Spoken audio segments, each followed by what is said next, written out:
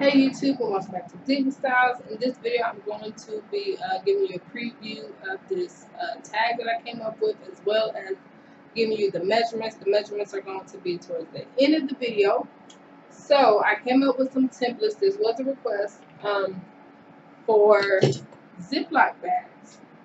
So I didn't have no theme or anything, so I just put my daughter's name on it. But this is how they came out, and I came up with 2 different sizes.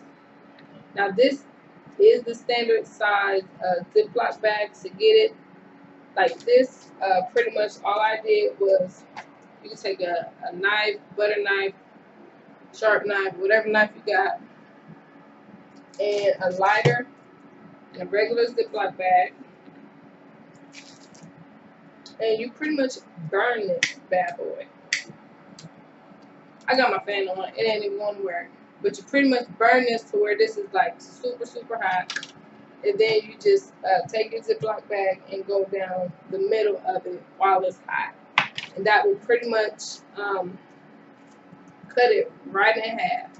You know, if you want, you can also cut these into like fourths and put, you know, yogurt, pudding, and they could be like the little, you know, if you got kids and you know what the little yogurt things is full of yogurt, you can make your own, and it's a lot cheaper. But I just put popcorn in mine. This is the 2 measurements that I'm going to be giving you for the smaller as well as for the bigger one.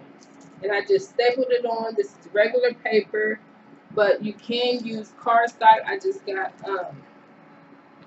regular white back. I usually put the design on the front and the back, but I'm going to leave that up to y'all. Y'all know. Y'all take this, y'all get creative, and do your own thing. So let me go ahead and give you the measurements. I will see you guys very soon. Alright, you guys, so these 2 measurements is going to be for the, you know, regular size ziploc bag, which is right here, and this one is in case you cut it in half.